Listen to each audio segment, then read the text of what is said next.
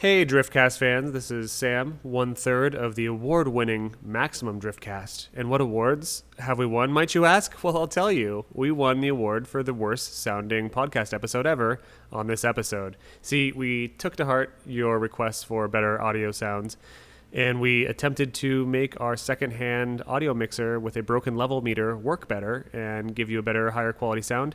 And as a result, we made it sound worse because we don't know what we're doing.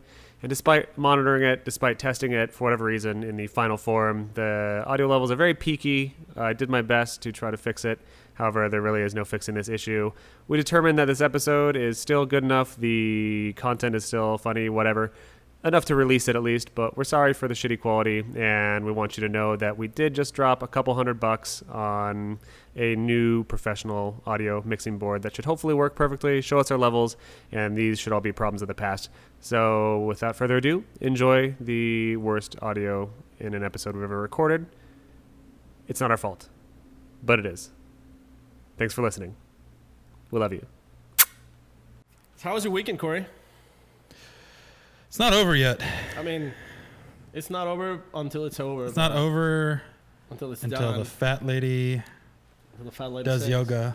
Oh, so it reminded me of it might be a little bit. It reminds me of the Deadpool part when he says that Door Painter asks him like, what does it taste like? Or what does it smell like? He's like, oh, it smells like Mama June after a yoga session. Nice. You remember? Was that shit? You need to remember I have not Honey seen. Boo Boo. I never seen. You haven't seen Deadpool, Corey? Deadpool. I haven't seen. What do you mean?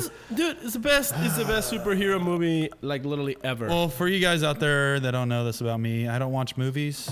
The last movie I saw in theaters was probably Total Recall with the one with Arnold Schwarzenegger. Wow. And I was probably like 10 or 11. I was there with my dad actually took me, and I remember the part with the chick with the 3 boobs that popped up. Yeah. Oh, look at that. Sam is just back from Canada. Hi, Sam. How you doing? Hey, welcome to Maximum Driftcast.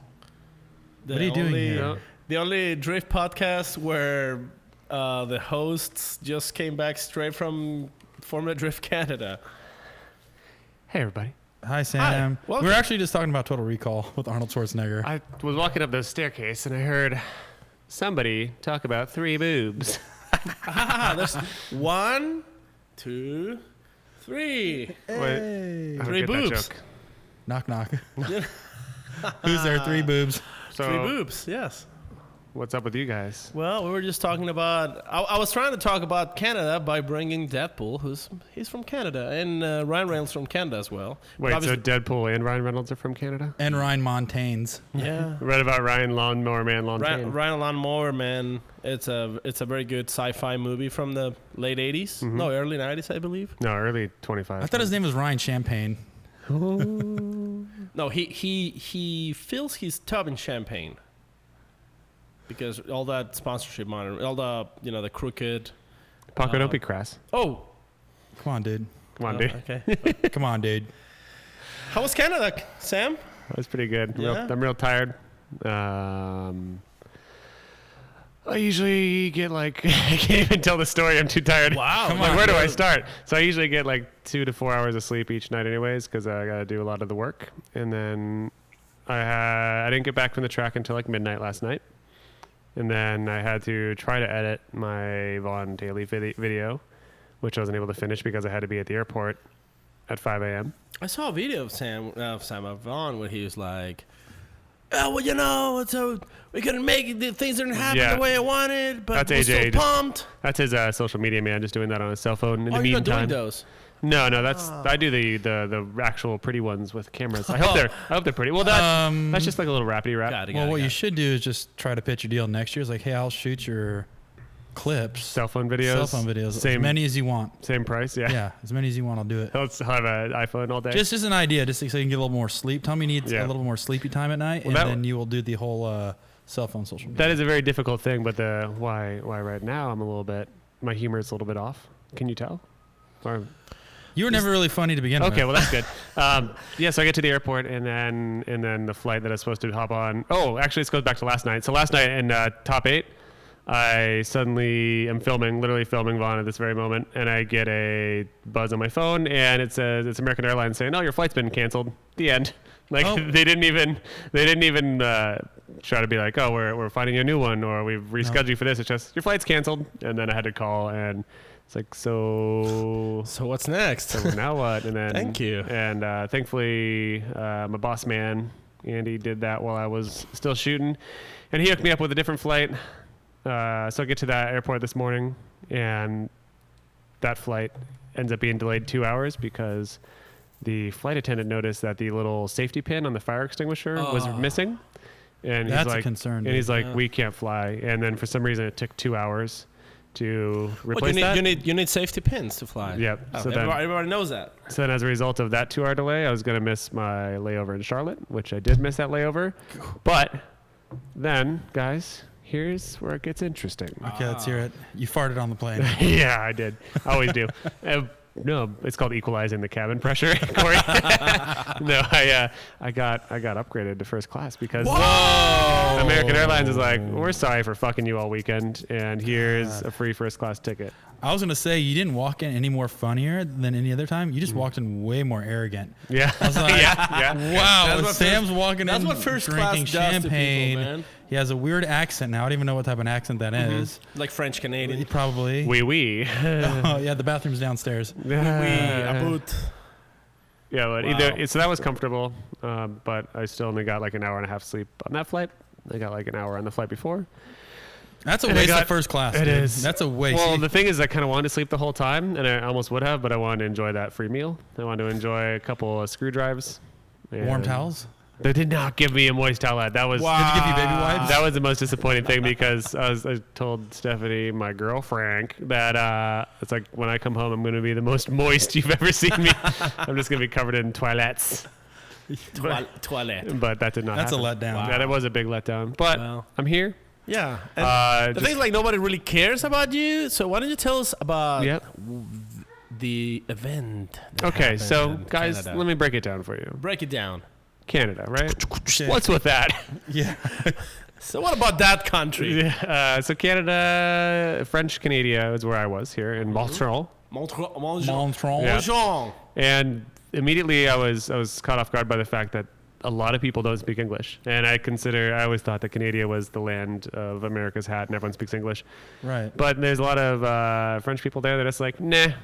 We just need French and that's it. And I heard like a lot of people actually they do speak English. They just won't. Yeah. It's just like they literally say whatever is the equivalent of "fuck you" in French. Ooh. Wow. They're like "sacre bleu." Yep. Sacre bleu. No. It's omelette du fromage. Omelette from du fromage. Yeah. What does that mean? Eggs Fuck with you. cheese. Really? See, the thing is, I wouldn't be able to speak French because I got tired halfway talking. To get "fuck you" out's like 3 words too long, so I'm Start sweating. sorry. I don't speak French. It's way too much talking for me. But the track was like mini Irwindale, if you can kind of picture that. Like the layout was almost, as far as long. no, it's shorter. It's definitely smaller than Irwindale. Shorter than Irwindale? Oh yeah. Is it as big as New Jersey? I would say the size is probably comparable to New Jersey. The front straightaway looked pretty narrow.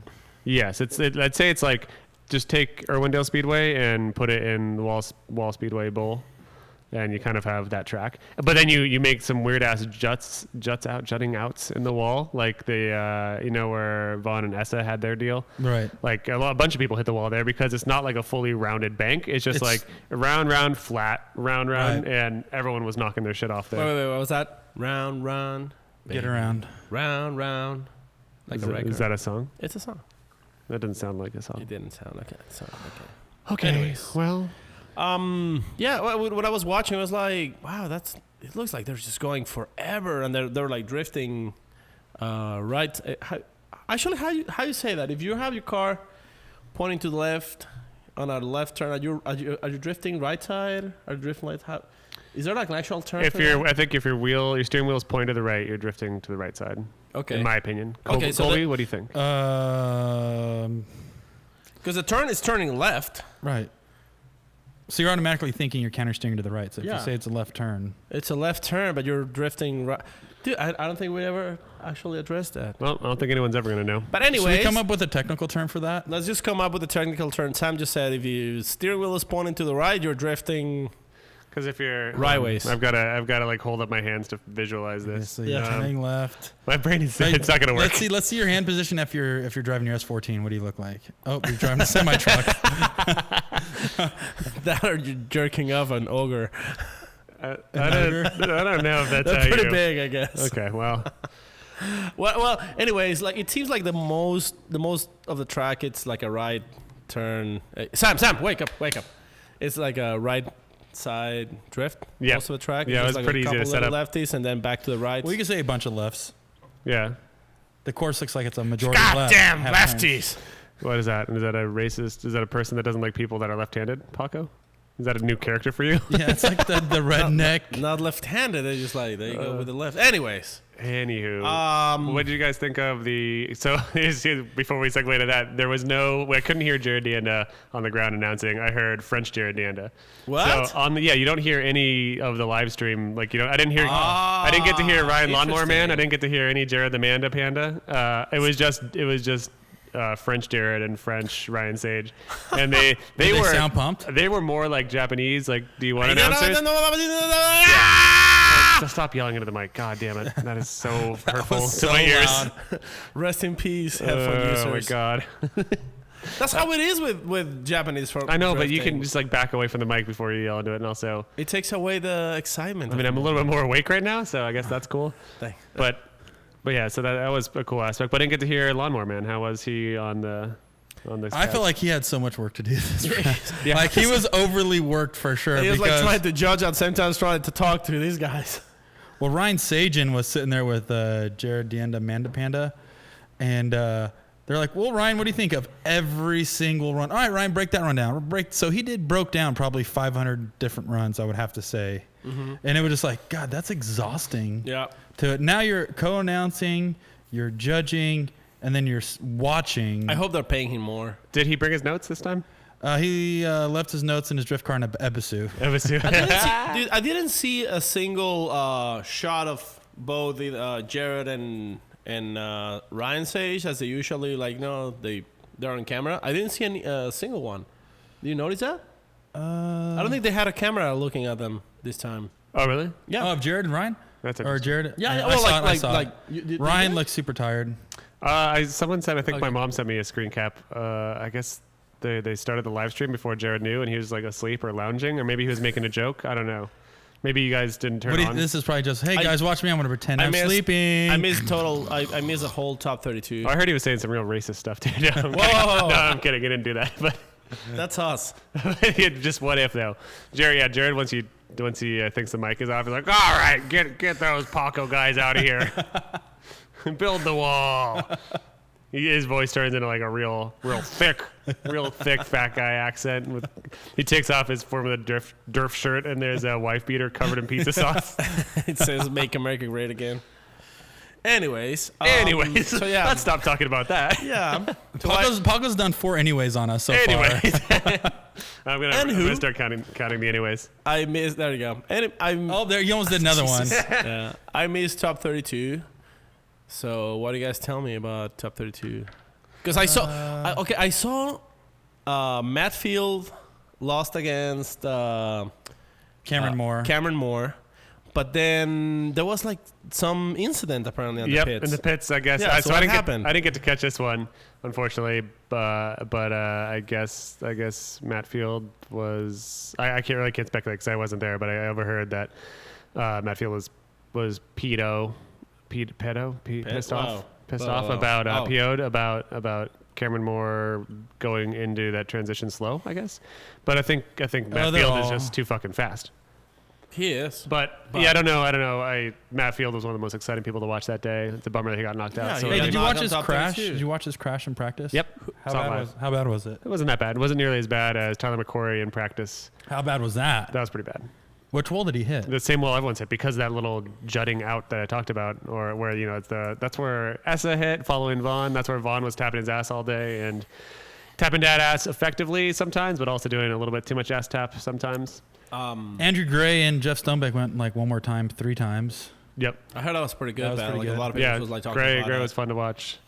Stonebacks was doing great. Matt Field and Cameron Moore fought over the hot dogs that were left over on the barbecue. Yep. Stonebacks and Forrest Wang was an interesting one because I heard a bunch of people in the media area and behind. But that was top 8. saying- Top 16, isn't it? Yeah. No. What's the that top was 32? 32. That was No. Stonebacks versus. Andrew Gray. Stoneback and Forrest, they both make it to top 16. Okay, yeah, that was 16. Yeah, okay, so. So save it for top 16. We're still on top 32. Oh my God. So let's go down the bracket. We talked about Matt Field and What Cameron happened to Moore. Robbie Nichita? Is he even? Robbie Nichita? Nichita. He was there. Is he even? He was there? Yeah.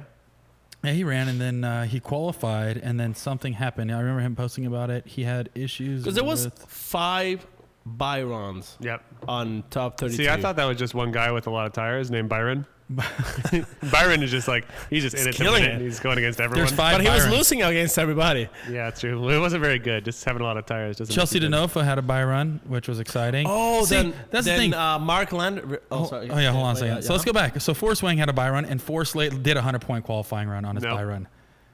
100-point qualifying? It just What do you mean? his buy run, his solo in top 32 Uh-huh. was epic. It Yeah. was 100. It was like it lit. I would say like literally that was Forrest. one. Yeah, Forrest. Because you saw Vaughn's Byron. No, what was He it? almost destroyed the car. Yeah, well, that's what I'm talking about. Vaughn could not. All right, let's get to Vaughn. Let's get to Vaughn. Hold on. I wouldn't have to. So then DeNofa did a buy run, and he just basically drove the course. I'm assuming he had issues because he didn't. Yeah, I was wondering what happened there. I don't know. I just saw him drive. Yeah, because he didn't show up. His car didn't show to top 16. Yeah. Then you have Matt Kaufman versus Charles Ng. Kaufman won. Matt Coffin Man was finally laying down the runs that we all knew he could, so that's pretty cool. Yep, he's doing really good. Yep. What's up with Charles Ng still driving the 240? I don't know what's going on with that. What the doo-doo buckets? What the doo-doo butts is that? For having problems with that. Fredric Aasbo had a buy run. He barely won that one. Pat Gooden versus Robbie Nishida. Pat had a buy run because Robbie Nishida broke. Let's Wow. go over to the other side of the bracket. Ryan Turk had a buy run. He had he had a free pass all the way up to like top 8 because So Gucci broke. And then he has He had to a go buy against run, Forsberg all and then the went time. Forsberg. Yep. So Kyle Moen versus Gucci won. Alec Honadel Farouk. Gucci won. How was Alec versus Farouk? I heard Farouk Farouk was actually did good. pretty well. Yeah, Yeah. Farouk did the best runs I've ever seen him do in FD. He really threw it down for Alec co-handles. Seems like he's just getting more confident, right? Like he's just buff. Well, he just needs finally experience. Like we know that getting- dude can drive. He just yeah. needs experience and a car setup, of course. Like the high level. That would have been a of- fun battle to watch right there. what? Yeah. Forsberg versus Castro. So It what did happened? happen. It did happen. I know. Oh, that's how- what I'm saying. okay. How was it? I'm tired. It was pretty awesome. Like I was thinking, oh, Forsberg better not lose to this guy who we fired. No. That's exactly. I think it's the other way. What? Castro better not lose. No, Castro was the one paying Forsberg. Yeah. But you could still say, do you know what? I don't want to use here the word anymore. fired, but I mean, Yeah. it's it'd be weird if it's like Stonebeck beating Forsberg. It's not supposed to happen. You know? He's like the senpai. Dude, we've seen Alec Honadel beating Forrest. Because Forrest lets him. Yeah, it's Duh. part of the contract. Yeah. read the font small print. there, Paco. Okay. Yeah, but that was a good battle actually. Though Castro drove really well. He's driving very well in that 8.6 prepared by Papa Mama Kisses. The darkest. Steven Papa Mama Kisses really knows how to prepare some cars, but maybe someone will know about that. But I doubt it. What? Someone else has a car yeah, from them, but I don't remember who. Me neither. Pollock had a buy run. And then Von Gittin Jr. versus Michael Essa. Yep, And I heard a lot of fuss about that run. shouldn't be any.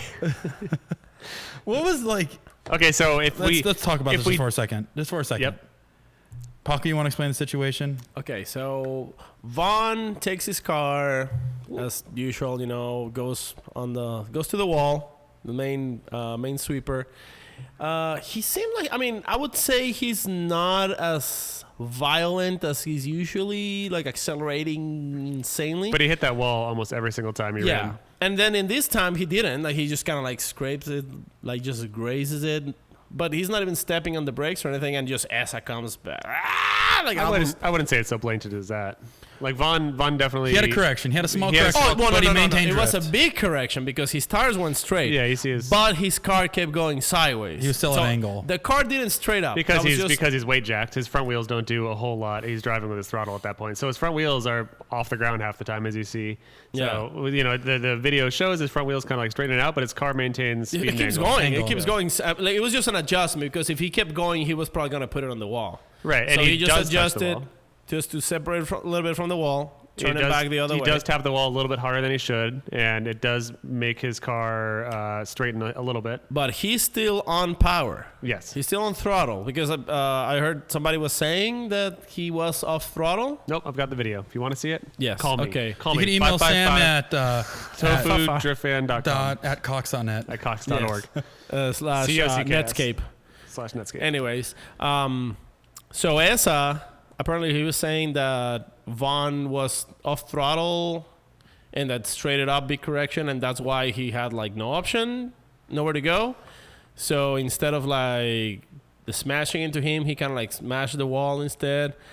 I don't know. I think. But he posted, next time I'm going to use somebody in front of me, hit and Well- smash him in the wall. I think he was trying to bring back Wangberg. Yeah, we're trying to was- create he was- controversy. No one wants it anymore. And Yeah. to be honest, so if we didn't have any replay video, like when I first watched that live, I was like, oh shit, Essa just smoked the wall. No, I was like, oh fuck, like Vaughn forced Essa to do something like that. Like he forced him into the wall. Like I thought that initially, just looking at it with my eyes before watching replay on my camera and live stream, it's like, oh, it's probably fault Vaughn. And then watching the replay stuff, it's like, oh, that's Essa drove in the outside line in the chase position. Like the chase position car needs to be on the inside line.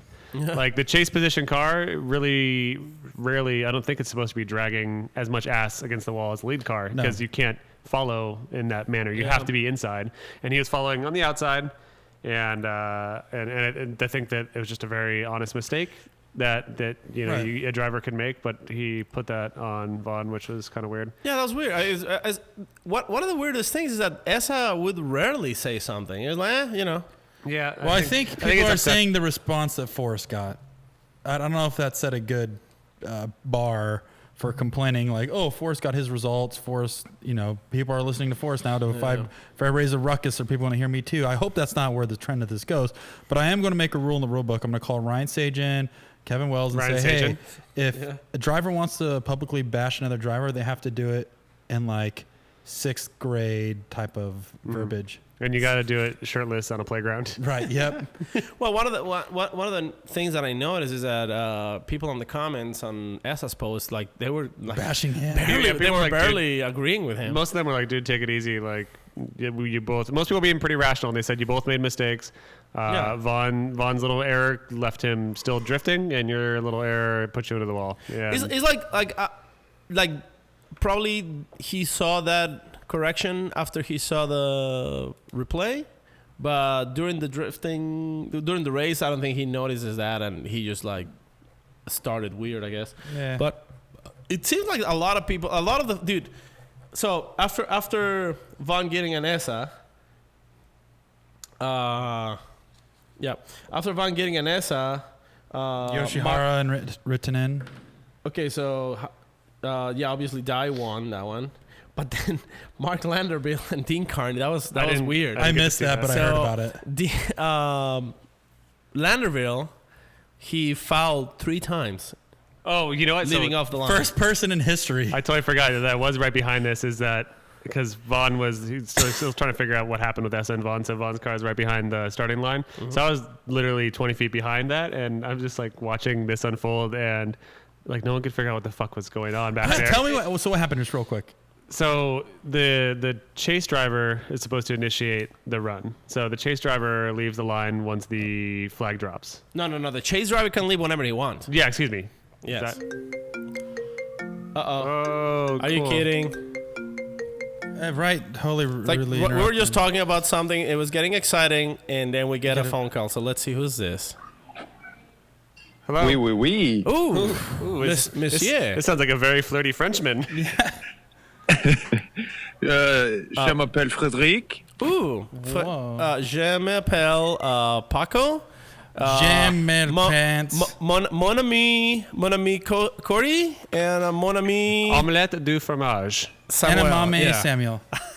You guys sound like Brad Pitt in Inglourious Bastards. And that was supposed to be Arrivederci. Italian. Buongiorno. Buongiorno. Buongiorno. So, are we speaking to the new King of the North? Or the Correct. Beast of the East. Both of The those. King of the North. Oh, Paco's hailing tribute to you with a small sword. I saw Formula Derp's King of the North thing. I damn it. pissed myself laughing. Hell yeah. And I'm like, do I dare to comment or do I not? Can you believe how nice that guy is now? Right? I don't think he had anything mean to say at Formula Drift. Everything was just really positive. Yeah. It's probably FT's payroll now. Oh, he's That's what it is. Formula Derp is he's a sellout. As I say, yeah, he's one of our partners. He's one of our partners because, as everyone knows, we're in the Formula Drift payroll. So, just got to get paid. Right. Well, for people who doesn't know what's going on, please introduce yourself again, but now in English. I am Fredric Aasbo, your winner of the Wow. FD Canada round. We said introduce yourself, not brag, but all right, we get it. I of the mean, I'm North. sorry. We get it, Still dude. on a high here. I'm sorry, guys. How many Swedish screwdrivers have you had today? Actually, I've had a few. I've had a few drinks today. No screwdrivers, but I've been catching up out here in Montreal, sticking to myself a little bit. Hey, I get kind of overwhelmed on weekends like these, so Get overwhelmed? I've had a few drinks. Hey, so if the Norwegian Hammer was a drink, what would be in it? Good question. It would be Koshk, which is a mix of coffee and moonshine, And Norwegian goat's blood. moonshine, Oh. and goat's blood. For sure. How do you say cheers again in Norway? Norwich? Skål. Skål, that's Skål. right. Yes. Skål. Yeah, but it's not SKOA. It's not SKOAL. It's SKOL. Umlaut. That's- Is that one of those special weird letter. with the weird O's with a couple little dots on top? It's not weird, Paco. It's an A with a dot above Be it. sensitive. Skål. Paco, gosh. That's my perfect Norway. Sorry about impersonation. Paco. Yep. He's really crap. Sorry, Norway. Sorry, Norway. So you're calling from the Montreal airport? Yes, sir. I'm in the airport now, living that glorious race car driver life. Waiting Nice. for my flight. I actually saw your dad, Stephen Mama Papa Kisses, at the airport this morning. I still can't say his name. Is he aware My that dad, huh? That's the part that I found funnier than ever. is he aware of Just can you imagine him scolding Osbo? No, sit down. Put that down. Sit down. But Dad, Don't touch that. He has kind of brought me up, though, hasn't he? Yeah. You Right? changed your diapers from a young age. Oh, man. we remember back in the day you were just a little youngling. A little Youngster in a Supra, clueless to the American world. clueless to hot dogs, Right. hoagies, and the American dream. Pizzas and SpaghettiOs. SpaghettiOs. Yep. Yep. So Anyways, looks It's like like a you're. Greek guy. Take note, Paco just dropped another anyways. Yeah, we're doing a Paco anyways count. When Paco gets uncomfortable about the direction our jokes are going, he says anyways. So we're at 5 now, I believe. I'm just trying to keep the conversation civil. Stop interrupting, Paco. And before going into your victorious first place at Formula Drift Canada, we were just talking about. I don't know if you saw what happened with Mark Landerville. He had like 3 fouls living off the line. Right. I saw the last one. Yeah, what's your insight on that?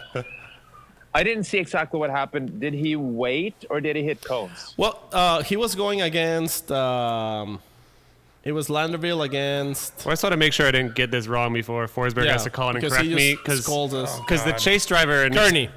the chase driver Yep, starts that's the run, Kearney. right? So the Yeah. chase driver can go anytime he wants after the light goes, or are you just Yeah. flagged? Okay. Or before.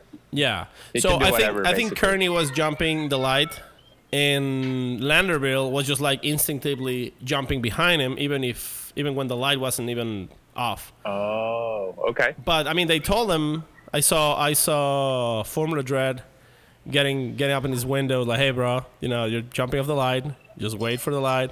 He did it again. And in the driver's meeting, they said you mess it up 3 times, you forfeit your run, right? Well, it's just a 0 on that run. So then they went again, but now Landerville was following, and he did one hell of a follow, but he was sitting on He threw it away, a He was 0. sitting on a deficit. What was Landreville's own explanation of what happened? Has that come out? We still don't know. Yeah, I don't know. I haven't seen it. Maybe we should have him on the show. Marcus, the laundryman Landerville, as they The call him. laundroman. Yep. I heard he has a Still very at the nice club. restaurant. Is he the strip club guy? Yeah. Nice. Yeah. Did you see his ladies around the track? Did you? It's hard not to. I did. And They had some real fake tatas. they had those Canadian milk cannons. Milk cannons. I was gonna call them suck buckets, but Hey, how do you call boobs in Norway? how do you call boobs in Norway? On a cell phone, duh. Are you are you at a kindergarten, by the way? Are you in the kids play area? I am. Yeah, kind of. I'm in an airport. Did That's what it Steven is. did Steven Papa Mama leave you in the kids playpen area? we always hear the screams of children in the background. Oh man, no. I try to find a quiet space, but being in airports is actually good birth control because there's crying Yeah. kids. Yeah, I was gonna say some of the most quietest All over. places is in the men's bathroom. Not when you're there, dude. Not when you're in there. All right. Anyways, Anyways, There's another one. Anyways, yeah. So boobs in Norway, please. what do you call them? pupid. What? Excuse me. Poo-poos? Kind of. Pupid. Poo-poo? Is that a slang or is that just what it's called? That's what it's called. That's What's- the proper Do you, way. do you have a cool slang like Corey said milk cannons or I said suck buckets? Like, is there a fun word like that? I don't know. I'm not that guy. It's like I'm. You're, you are that guy. We would, Remember, this is a no boundaries kind of show. You can Paco. say whatever you want. What do they? Hold on. Let's start off this way. Paco, what would you say it in Spanish? Tetas, mami. And what does that mean? Don't translate. I don't think. What does that mean? Tits. Oh, one? Tits. Oh, plural. By the Okay, way, there's more than one. Fredric, I don't know if you noticed, but we're trying to get sponsors for our show. So it's working out, huh? Paco, I maybe think Pornhub. throw a quick anyways in there, Paco. Anyways, All right. Okay. So anyways, you've been, I think, kind of quietly dominating Formula Drift this year. I don't know why I necessarily quietly, but I think there really hasn't been any controversy behind a lot of your calls, and there hasn't been anyone like yelling at you or calling you out on the internet. You've just kind of been showing up and winning a lot of events. I think Orlando, we got a lot of flack. Oh yeah, that's true. I forgot about that. Fuck you, man. What happened in Orlando again? That was when we did a show and we are like, Aasbo did some really boring ass chase runs around Oh, everyone, and yet gotcha. he won. Yeah. Do you remember that? and then right after I congratulated Aasbo for winning this event, he goes, "You know what? I took your advice and I decided to do less boring chase runs or something like that." He's probably get out of my face, Sam. He doesn't want to hear it. No, he really What? just shot me down there. What's frustrating is that we were fighting. I've never fought as hard as we did in Orlando. It was not my intention to fall back at all. Like, why would I do that? It's just that Orlando is such a grip track. It's very loose, so everyone dials in max grip, and then it's the fastest car that will have the speed advantage. Whereas a track like Canada is a lot more equalizing. You can. It is a grippy track to start with, and then you have all these different turns that allow you to catch up. So I guess my take home from Orlando is that we were just, fighting as hard as we could, trying to keep up. And then, with the whole wrecked thing, Joey basically called me an asshole. Yeah, I remember that. Yes. He said that a couple times. I remember that. That was weird. How did you feel about that? I don't mind, and I feel like over the years I've developed a pretty good bullshit filter, and I get that Joey's job is to stir things up, and I actually like it. It's just if it was for something that we did on purpose, I would take it better than when it felt. I would take that better than in this case where it felt like we were just fighting as hard as we could, and we weren't able to show that. People just thought we were doing some weird sort of trickery when falling back on purpose, when in reality that doesn't help anything. Norwegian monkey shines, as they call them. But I think that a lot of people would agree that you are one of the most tactical drivers and that you drive the course the way that the judges want. And I think that there's other dudes out there that's like, I'm going to rip the fattest angle and the fattest smoke vape clouds that anyone's ever seen. I'll be damned. And you don't do that. You're just like, nope, the judges want to see this much angle here. They want to see this much speed here. They want to see this much proximity and follow here. Yep. And you dial that in and you win because that's what you're doing. Right, and that's true. But it's not that we don't want to do that. Yeah. It's just that we Want to win championships? Right, and that's the point, right? But the judges do like angle, but not if it not at the cost of other things. Yeah. Right, which is So why if you they throw a lot of fired Forrest Wang. Is that how that went down? Yeah, they fired him. They let him go. that ended up being a great story, huh? Like Hey. Forrest came back and you know it's really, you know, it's really cool seeing him back in his style, and obviously him qualifying first. Qualifying I think he first. deserved that. He hasn't gone anywhere yet, though. No, he drove like crazy. It was fun to didn't- watch. He did. It felt like he never left, though. Because he didn't. Yeah, he and never that's what I'm left. saying. But it's funny. We were just talking about what happened between Vaughn and Essa, and it seemed like Essa was complaining about the same thing. Can you slap that kid? Right Yeah, in I the was like, fucking mouth? "Are you still on recess?" Slap that kid, Aasbo. Let me. Okay, hang on. We hear like, You'll take a piece on him. Do you know what you? did you hear that? Just slapped him. Paco, you're talking over it, but Let me. slap him again. No, what's happening? Is this better now? He headbutted him. Yep, quiet. Is that better? Oh, it's much better, Yes. dude. Oh, dude, good job. Thank Okay. you. So let's do this. I bet Ladies and Osbo's wearing a gentlemen, big ladies and gentlemen, Bluetooth. Fredric Aasbo is not afraid of slapping a kid. Yeah. Perfect. I'm going to call Joey. My, Iraq. Broke his neck, actually. my kind of man. You're kind of better. My yeah. kind of man.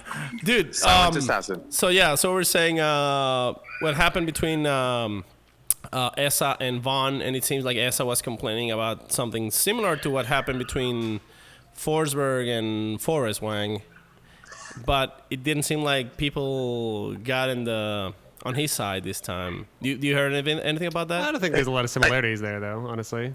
But go on. I saw the incident, and to me, it looked like, frankly, Essa may have gone in regardless. Because now you're talking about the incident where Essa hit the wall and smashed. Yep. To me, it looked like he would have gone in regardless, and I guess that's the judge's takeaway from that as well. Because you're supposed to follow an inside line, not necessarily an outside line. So you could say that Vaughn drew him into the wall Exactly. by Vaughn going and tapping the wall too aggressively, but you should still be on an inside line and not as deep as the lead. Exactly, and I think that's the point, right? You don't want to be in a spot where if the lead car has a little hiccup, then you end up in a wall. You want to be, in that case, you want to be in a spot where you hit him instead. Right. And I think that's what Essa was saying is like, I think he said on social media, like, maybe next time we'll just hit him. And it's like, yeah, I guess that's what you should be doing now. Because if you just hit him, then you would have probably walked away with a win. Exactly. And I think that's the point. Yeah. Yeah. You had definitely a very hard battle on, I think it was on top 32. It was really hard. You barely made it in that Were you one. going against Byron? Yeah. Dude, that Byron guy was hard, man. He went up. He did 5 different runs with people. It's like fighting a ghost. You know? You almost got knocked out by Right? Yeah, so a quick question. I was thinking New segment with this is an old segment called Quick Questions with Paco. Go No, ahead. I'm saying like it just felt like this track was pretty long, but then Sam was saying that is a little shorter than Irwindale. No, I just said like the track. I don't know the actual time on the track because I think it's got like some extra kinks to it. Extra kinks. Yeah. But it just looks like layout wise, it's like Irwindale, very similar in design, but just more small. More small. Right. More small. Yeah. I was about to sneeze. I didn't want to sneeze into the mic, so I screwed up. I'm really tired too. Yeah, I guess it's similar to Arundel, and frankly, I love the track, and I think it's the perfect drift course because you have a little bit of everything. You know, you have the long sweeper, you have some bumps showing. Basically, the bumps make it hard to set up the car. Then you have the fast flowing, transition around the start finish line. And then you have the last couple turns that are really technical, actually. Yeah. It only gets lower, so right? quick. Yep. And then Right. the really crazy radii around Yep. some of those corners. They're not just simple, like, corners. There's some technical driving that goes into, especially that corner, the inner clipping zone. Would that be 2?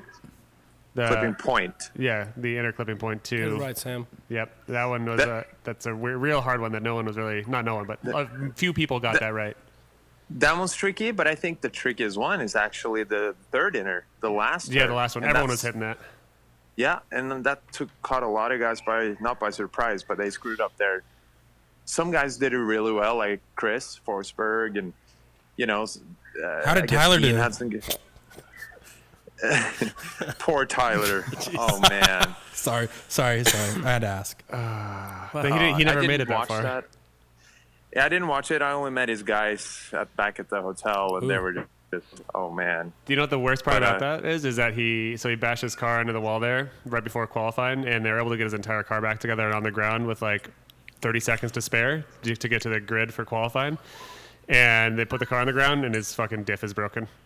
No. Yeah, so like they're just like, nope, it's over. And you know what's funny? What's funny, Paco? Sorry, Paco, tell us. Camaros are made in Canada. They are. Yeah. So that was like a local vehicle. So shameless plug. Did you know the Toyota Tundra is the most American truck ever made? There you go. Really? Wow. Brought to you by Toyota. Why is that Fun shameless? facts. Why would you say that's shameless? No, because I guess it's Toyota PR. I guess the show should be free of bragging and sponsor messages, right? Now that you're Team Toyota instead of Scion, that's like SR by Toyota. Is that what it's called? Yes. There you go. So you have to bring So Toyota trucks are the most American trucks. Dude, I want a Tundra though. That's ever so made. badass. Can you hook me up on a hot Tundra? Hot Tundra, absolutely. Is that how you say it? Do you know what I'm envisioning? What? I'm envisioning a new commercial for Toyota. And Aasbo's a spokesman. Spokesman, yep. And what's happening is he pulls up in a wife beater with a Bud Light hanging out the window. Okay. And it's the most American made by the most American man I know. With a thick European accent. Walk by this goddamn Toyota, everybody. You're gonna have a goddamn Coors Light and a Budweiser, and then It has a V8. Do you remember, Aasbo, did we have you do an American accent on the show last time? I don't remember. I don't think so. It's one of my favorite things to man. do with the foreigners is let me hear your best American guy. It's getting played out, dude. I did this for the FD video. Oh, well, I howdy, guess- y'all, and I guess I'll go fuck myself then. Yeah, go fuck yourself, Sam. No. It's just Oh, you're right. It's not funny. Let's move on. Anyways, sorry to hurt your feelings, Sam. Paco, hit us with it anyways. Wait. How about your best Mexican accent?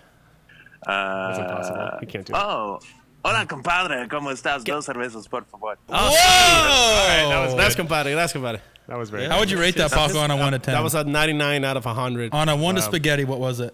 And I want to spaghetti was like a 0. Oh, there you go. It's not bad. Is that Great attitude. Nice, Yep. Aasbo. That's cool. So, anyways, Anyways. we have one anyways for Sam. back to the track. How did you set your car up differently than, say, last round? So we've been trying to find some speed, and we found some speed in New I Jersey. know guys who hunt for speed. Shut the Paco, Didn't you used to drive for them? Jesus. Shut up. Sorry, Aasbo. Sorry. Yeah, we're always hunting for speed. Touche. That's true. And we found some speed in New Jersey. Found some more here, but this track is also a lot grippier, and it's also more equalizing. So if you look at my runs, I'm starting to run more and more shallow in chase to try and stay closer and not, back in the day, or let's say 2 years ago, I would chase front tire to rear tire or even behind that. Now I'm trying to chase my front tire to their door or even front tire. Yeah. So that allows you to, keep up a lot more. And that's also the direction the judging is going because they want closer and closer proximity.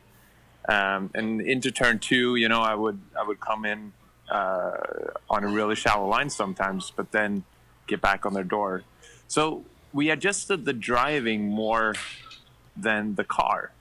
And, we're running really low pressures at this track, tire pressures, and we can because it doesn't have the hard kinks and bumps that will rip the tire off the rim. You know, if you look at Orlando and New Jersey, you can't really run too low because then they'll rip the tire off. Yeah, I didn't really think about that. That you don't. That's what is causing DBs. Is just those big jumps that are happening. Right, rolling off most of the time. So this track is kind of more even in that sense. So you can risk more, if that makes sense. You can kind of play that out.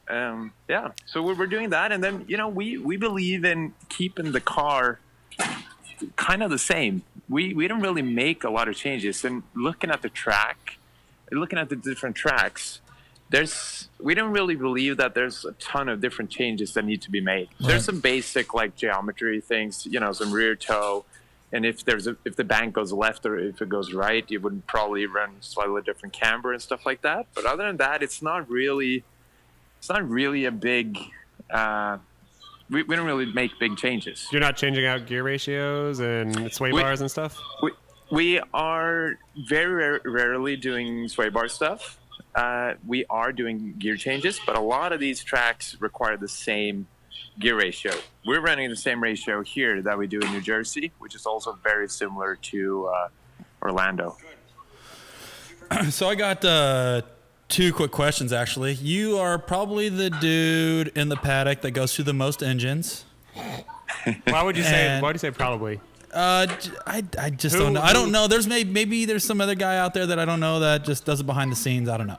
Yeah. But I'm just curious as far as your preventative maintenance. When you guys get back home, you just dump a bunch of slushy down the gas tank and see what happens. Lucas oil stop leak. What do you guys do to prepare for the next round? Because I know you guys have your engines ran probably at 10/10ths, obviously. And then also I wanted to know the difference between running the Hankook and the Nexans.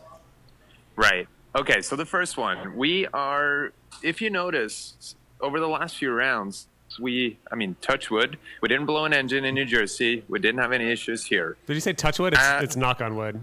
Yeah. God. Knock on wood. Okay. God. Touch wood. Between you and Paco, I'm going to lose it. Sorry, guys. Touch some wood. Well, Paco and I understand each other perfectly. Exactly. Did you know what he meant? I don't know what's wrong. Well, that's because you guys are always docking. Oh, there you go. No, it's okay. Just ignore these two clowns. Just please go ahead. Okay. Anyways, one for Freddie. Fredric out anyways. Steph made a big change after Atlanta. He made the billet main caps, and that's been kind of the last frontier on these engines to make them reliable. And we had some issues start of the year with billet main caps. Last year we had other issues, and the year before we had also other issues. So we've been fighting through all these different issues, and now we believe we have a really strong package, and it has been holding up great. And the stuff that Steph's been doing is basically known things that people do when they develop race engines. So it's not really rocket science. He's just gone through the motions or gone through like the list basically. But his plan is just to test it first, to see if it'll hold up or not, and then if it's needed, then he'll do it. Huh. What's your engine casualty count this year?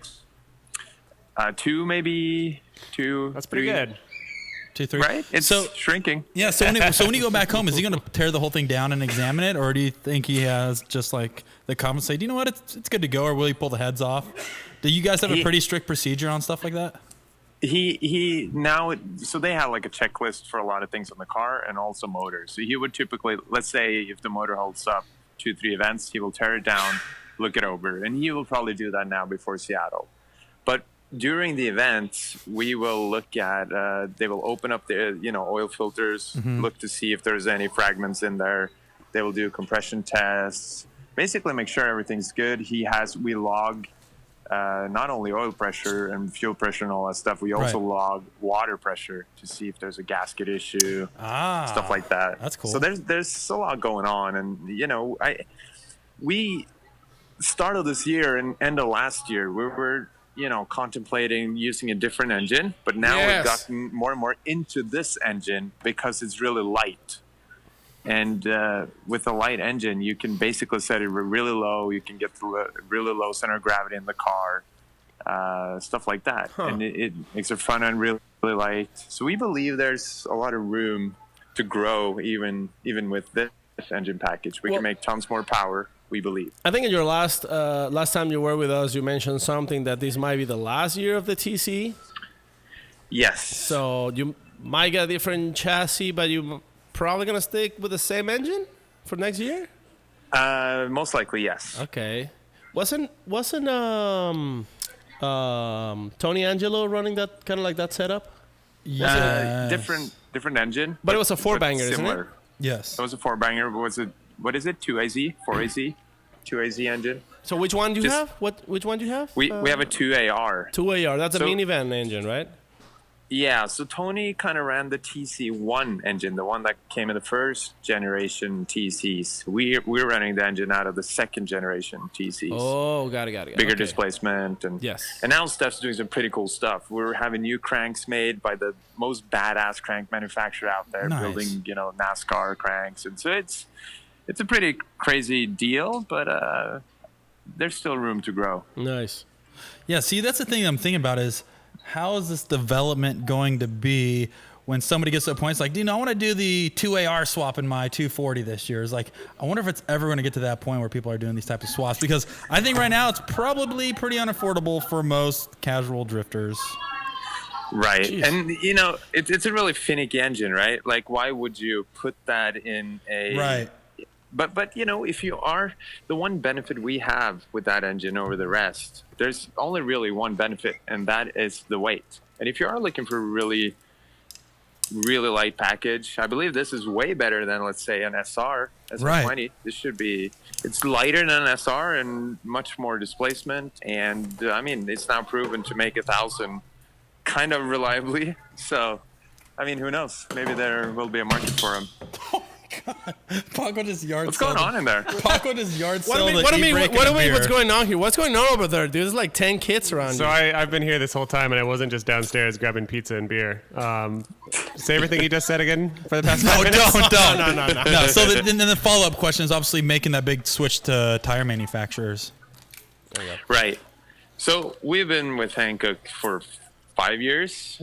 And then, Paul, Joe, the marketing manager Yep. from Hankook, moved to Nexen. And Nexen came in as they're very aggressive and they're motivated. They want to basically take what it's about for them is it's gaining brand recognition. And they want to get a championship. They're They going for wanna the get a championship.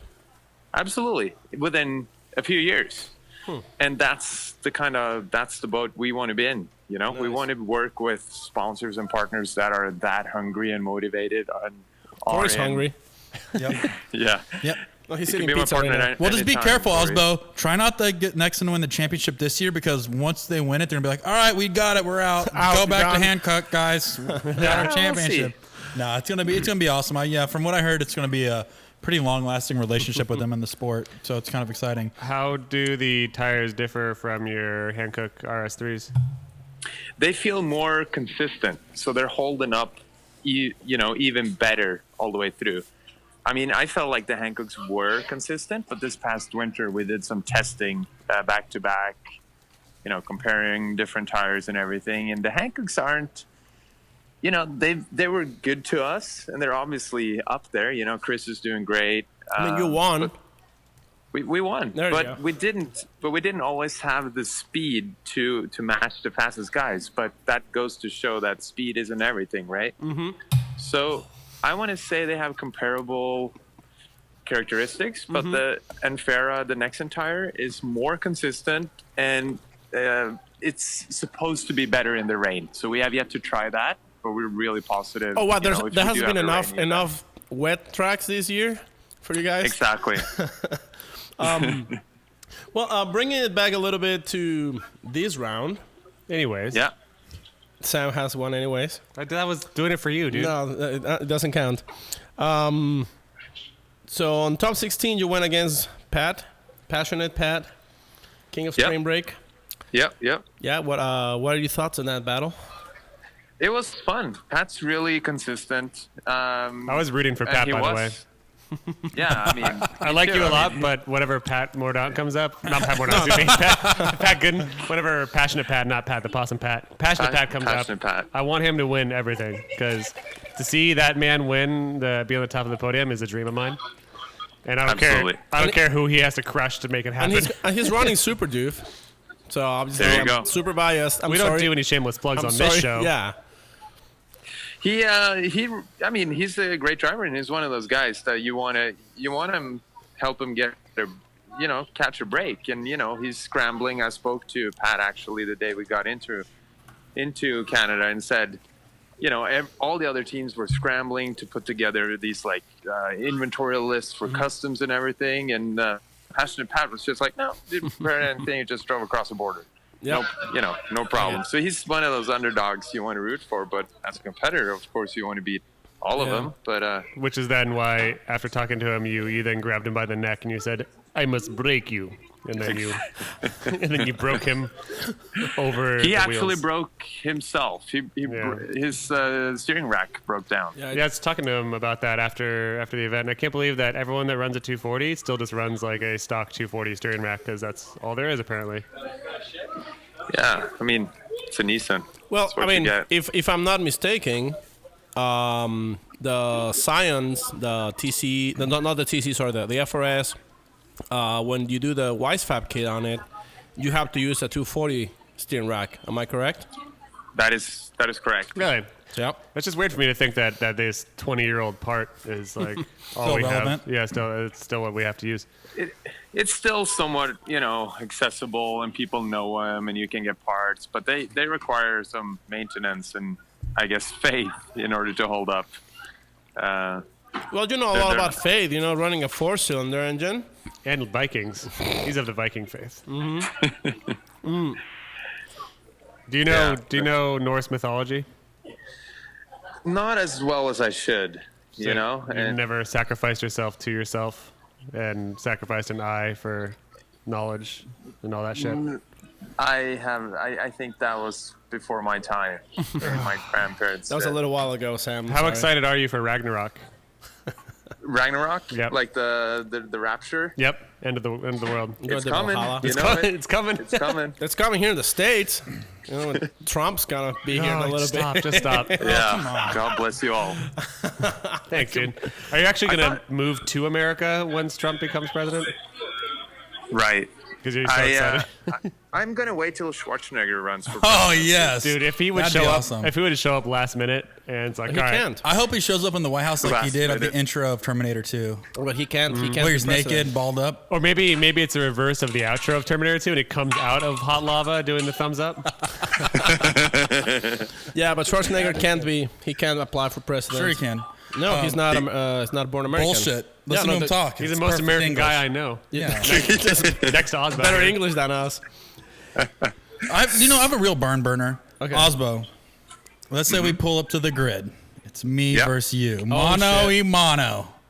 And you look at me and I look at you, okay? I don't look at you. What body part would you look at? But the second question is, how much money would I have to give you to let me squeak that win out? What's your buyout cost? Oh man. It could be in U.S. dollars or any type of goods. Are we doing this publicly? I typically do this negotiations behind closed doors. You did a We behind the door are an buyout. open forum. But like, let's say, hey, do you know what, dude? I got a sweet Volkswagen Beetle. I got an oil Camino. I have some cool hats. Sam has a Pokemon hat. Free hats. Would any of those buy you out? Maybe. How about your E30 and that? Oh god dang it. Yeah. At least Like the photo of you cruising around an E30 vert with that whatever soda or like that's a Starbucks. 80s, Basic. is I was that what it is? basic. Yeah, Starbucks. Oh, okay. Now I don't want it anymore. Yeah, they really half-assed that photo shoot. Yeah. Why don't you come on out? Well, Osbo, if you come out, actually, do you know? I'll drive it out to Irwindale and we can go play with You it. should drive out to Norway. Heck yeah. No, seriously. Do it. No, that'd be No. cool. I'm down with that. Yeah, go drive it around love the track. E30s. That's I'll drive it off a cliff. it's a real drift Dude, car. well, that's the thing is, in Norway, E30s are pretty popular, right?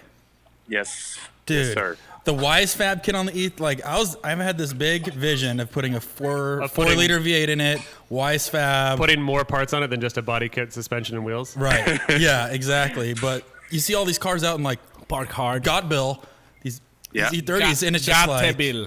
Got the bill. Got to be. Got the bill. God. Katie bill. Yeah. So there's a lot of motivation out there for sure on this E30. My first drift car was an E30. What? And, Yeah, I think you should put an S50 in there. Keep the cassette player. Put some. What would you play? Motley Crue? No. I play some Girls, Whitney girls Houston. just want to have fun. Whitney Houston. Oh, there you go. Some Wham, some Joan Jett. some Toto. John Jett. Yeah. No. I'm more pop 80s. Yeah, it's all Yeah, hairspray, girls, and shoulder pads. Right. Michael Use Bolton. condoms in the back. What are those? Corey, yeah, Corey should use You don't those. wear those. Come on. He's got tons of kids. Let's go back to Canada real quick. So, Kaufman. Yeah. He showed up. I've heard of him. He was driving well. Yeah. No, he was good to see. He was definitely driving a lot better. And he was on roll. And Yeah. frankly, that was probably some of the battles that some of the toughest battles and some of the worst driving I did that weekend, because he is one of those guys. He drives with a lot of angle. Some places, kind of irregular in an irregular way, but he pulls it off. I love that style, That quick transition. That quick transition after the big sweeper, he was pulling Exactly. like 90 degrees of angle right there. Yep. So really cool runs and really hard to follow. Because the thing is, someone like Forsberg is easy to follow because it's so consistent and he's going to try and do what the judges want. But a guy like Kaufman, it's almost like he throws a little curveball in there, right? Right. That's like And, my strategy. Your strategy is to just try to stay out of the wall. I'm like, where can I put it this time? Where can we go, baby? I don't drive it, I ride it. Yeah. So it's like taming Right. a wild animal. Wherever it goes, I'm fighting it. The car's in control. You're in control. The car's in control. Just. You can consider me I'm a showmanship. I ride it for the crowd. It's a bull rider. You're I'm a bull rider. You're barely in charge of your own body. Your weight is fluctuating Corey, wildly. That would be like riding a mechanical bull where you have the controls to the bull. Just hang on, baby. But you're controlling it through a mirror and your hands are in a box and everything Right. is reversed 13 ways because that's how Corey drives. Now try chasing that. Let me know who wins, buddy. Pal. Come on, big guy. We miss you, Corey. We Oh, miss man. you, and I miss your tire dropping, wheel exploding antics in Texas. That's the bull ride, baby. Legendary. I would say Corey was the original three-wheeling. That's the bull ride, baby. Yeah, 3 years ago, before the Vons and the Forsbergs came with the three-wheeling thing. It's all suspension setup, Yeah, dudes. Corey was three-wheeling all over the place. Well, he So might. JR claims that idea came from Circle Track. Not so. Came from Arizona. Yeah. The wild stallion came out. Yeah. Why don't you jack the right rear down and then find me a pothole and I'm going to get it. Second run out, watch. So after Kaufman comes a big battle against Vern. Odie. Whoa. Oh, yeah, that's right. No, my bad. Yeah, Odie. Shit, Ross has I'm Odie, reading this wrong. Well, That was fun. yeah. That was a super fun battle. And Odie's one of those doctors, right? We were running as hard as we could, both of us. It was clean, fast drifting. We were doing everything we could, both of us. Yeah. And he came up to me after and he was like, good precision, dude. And we were like, wink, wink. This was fun. It felt like you guys are very similar drivers. You're both Right. tactical. You're both you both aren't throwing 100% angle into corners. You are just laying down the line that is fast and has angle and running the right line. So it was a really fun battle to watch. I think I saw. You didn't one more time him, no? It was just a straight up one round. Right. I mean, Yeah. I thought that, I haven't really watched all of the battles yet, but that battle could for sure have gone one more time, right? Yeah. And I'm excited to watch the whole thing later. Yeah, it's you do everything you can, that the other guy's doing it, you have similar styles so you can trust him and all that, and you let it play out. Yep. Super fun. Did you saw Forrest versus Odie, their battle? I did not watch that, no. Okay. Because it was. What happened? It was just Bakshi seems like he slowed down a little bit, but Forrest tap on him and made him spin. It just looked weird. It looked like the opposite of what happened, with Forrest was driving against Forsberg. Yeah. But they gave the wing to Odie.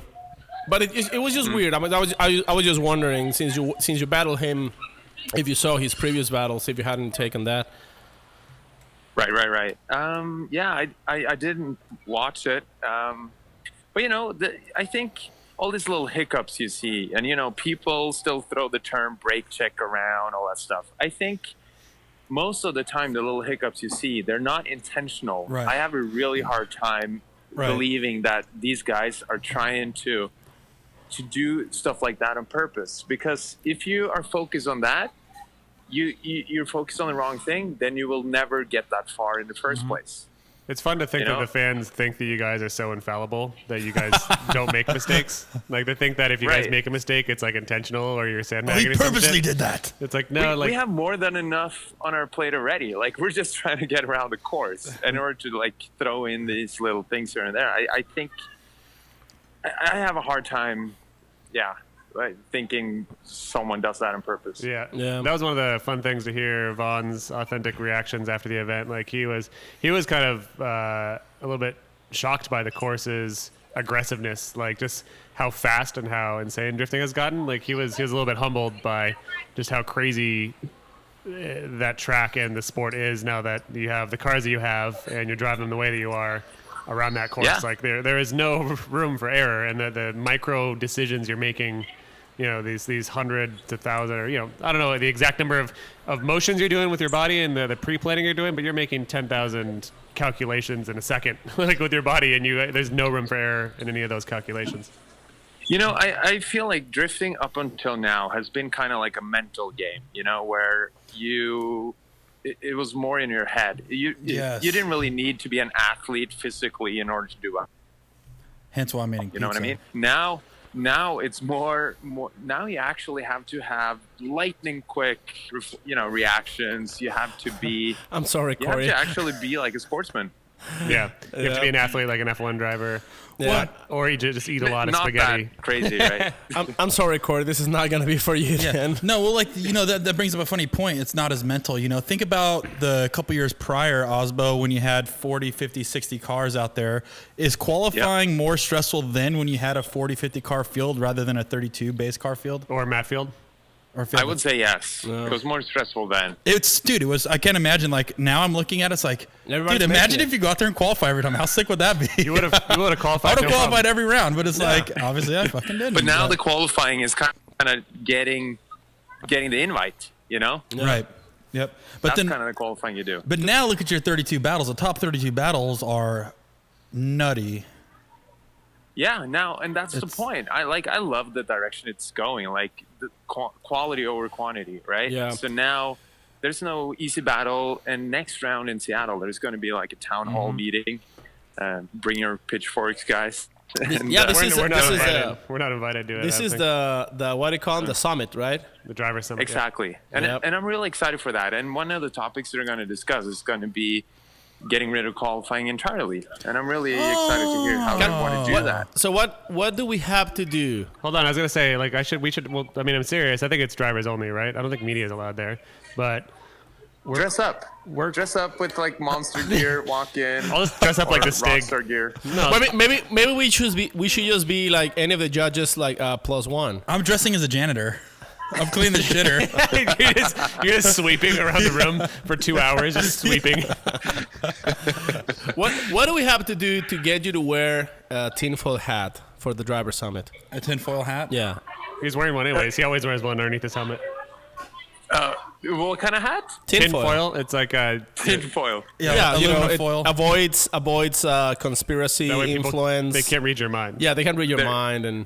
Oh, okay. That would be because my head is sold, right? I'm not. I don't own my head anymore. So Right. you would Yeah. have to bid, and I'm Okay, not that's sure. true. Every hat has to be we a have rock to star. we have to pay more than. Okay. We'll talk about that later. So you want to bring up the no qualifying or getting rid of qualifying. How do you feel on that? I think it's an interesting idea because qualifying is not really the show anyway, right? It's just there to get people in. But then again, it's kind of, if you are to get rid of qualifying, how would you do it? I feel like the only real fair way of doing it would be to just throw the dice or it would be like randomly selected. Well, here, let's It's funny that we talk about this because I don't know if you listen to any of our show, and if not, He no does worries. listen to actually all of them. He probably do. He's a couple episodes So behind. we've talked about this before and how actually having no qualifying can be very beneficial. Now think about this, Aasbo. We brought up, like the old traditional style pill draw system where you put a number in the hat, 1 through 32, and there's a pill draw. But think about the interaction you can have with your sponsors or your fans where somebody on your team could feel like that pull can affect your position. Now that person is totally connected to what you're doing and affects what you're doing.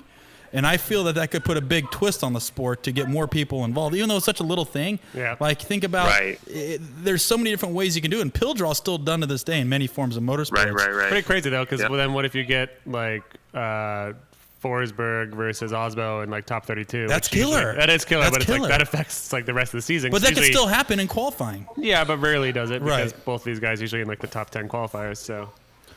That's the problem with it, or maybe not a problem. Maybe this is a good thing, but then you could risk your favorites or most whatever it is, right? Go out in the first round, which may kind of. I'm not sure if that will damage the show or if it makes it more interesting because now it opens up for a lot more drivers to do well. You know. What So- about choosing or just driving tandem battles based off of the results of the previous round? Yeah, that's a good idea too. It's just I mean- straightforward. Yeah, If you but then want- you're kind of now you're. You can get stuck in a rut that way, unfortunately. Yeah. Oh, And yeah. now and now Aasbo we're starting versus to Pat see Gooden every drivers, right? What's that? Every top 32 would be Gooden versus Aasbo. But now you're starting to see drivers. Now you're kind of giving them priority Yeah. due to past achievements, right? Yeah. Which could be good. I don't know. Well, then I'd Maybe. say we just go back to 100 people doing qualifying for 32 spots. You know what? Fuck it. Yeah, let's go back to that. Spend a whole Friday. No, but think about this. Okay, think about if we go back to like a non-qualifying or go to a non-qualifying setup. Think about how much more time you have for development or chasing or actually working on that. And I think these other drivers will be able to drive more tandem with more practice, Yeah, which hopefully that's a good makes thing. a better show too. Yeah, absolutely. And it's that's what it's about, right? Yep. Qualifying is just a boring thing to get the list ready. I say tandem battles are boring. Let's do only qualifying. We did a really cool thing at Got to Be last weekend, and I'm sure Lantane filled you in. I haven't gotten to listen to that show yet, but the team drift comp that we did there was really fun. Are you talking And about it that brought- video that has like 1 million views now with Team Toyota? Was that Yeah. That had 1 million views in the first day. is you with No. Tor Anders and what's the Yeah, other driver? and Ola. The swan song of the Toyota FRS that your buddy was in before it was upside down Toyota FRS.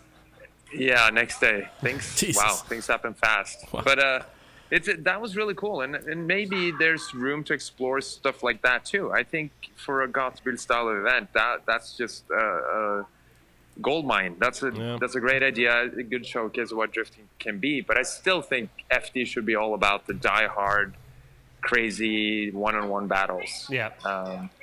But maybe, if let's say you do get rid of qualifying, now we have an extra day. Maybe you could use that for team drift, or Yeah. maybe you could use that That's what for. we're saying. We want to do some shenanigans. Do like you could change it every round even. So Atlanta, you could do late entry or early entry competition down the hill. Well, and think- then you could do team drift. The other thing too is you can do ride-alongs and not worrying about giving people ride-along during your testing time. Yeah. Like it Right, opens right. doors for so many other things to do during that day. You Yeah. could do longest drift train possible. The problem is like you'd have to have a second car because if you fuck up your competition car doing this, you'd feel pretty bad. Oh, but you wouldn't go that hard on that. Still on those happens, rounds. but Yeah. Right. Yeah. I mean, all these things, I guess, should be considered. You could also do like the show stuff after, but I guess then the air's out of the balloon, right? It's. Yeah. Well, you guys should definitely It'd be fun if you guys were allowed into the town hall meeting. Yeah, what we'll do is Definitely. we'll write a letter and you say, on the behalf of Maximum Driftcast, and you just read exactly what we write on it. Well, Okay. at least Lawnmower Man listens to this. I think he has got some sway. Maybe I don't know if Brian Egghart also also listens. So I think Ryan, Sagen. the lead singer of REM, Sage. That's the only name we have. Do you know the band REM, Fredric Aasbo? REM? Yeah. It's do. the end of the world, and we know. Oh, it. yeah. The lead singer looks identical. Does he though? Well, I was either going to call him the lead singer REM or Billy Corgan from Smashing Billy Pumpkins. Corgan. I'm with Billy Corgan. Yeah, that's true. Okay. Oh, man. Well, maybe we'll get in. Or, So- I'll get in because you guys don't go to I'll Formula put Drift. my spyglasses on and broadcast the whole thing, and you'll be in my ear, and I'll ask your question. I wish we could just duct tape a VHS camcorder to your head.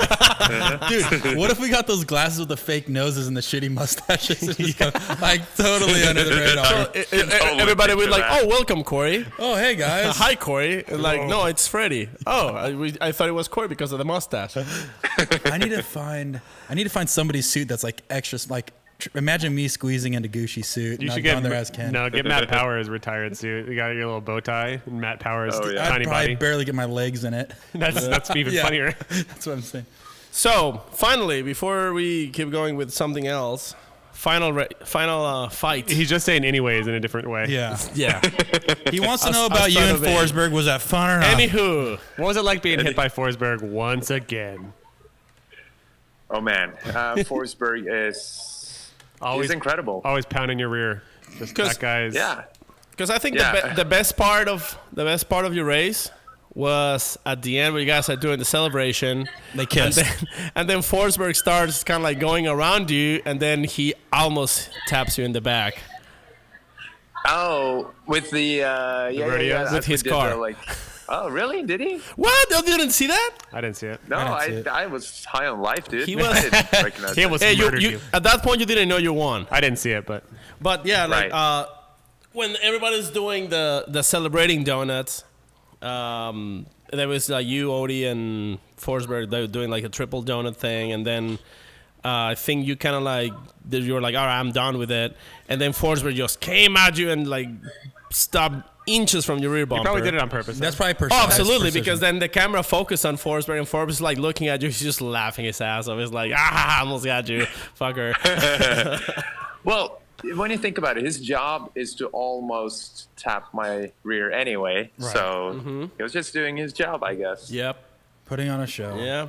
But he is a fantastic chase driver, huh? And Yeah. I looked at, I watched the one, I guess it's his lead and my chase on him. Like the way he tackled turn 3 was the best out of anyone that Yep. weekend. And, Yeah. he's just right there. But I mean, it's, Do you had we a got him this time. Yeah. Do you had a chance to see Forsberg versus Alec Honadell? I saw the one run. Alec drove a fantastic line. That was He probably just- the best race of the event, don't you think? And absolutely. And Alec had a great, maybe the best run through the first half of the track. Sadly, he took down that one inner clip, right? But Yep. he's just the next generation, right? How old is he? 19? 20? Same age as me, 20 22. already. Old enough to party. I think Right. he's just 20.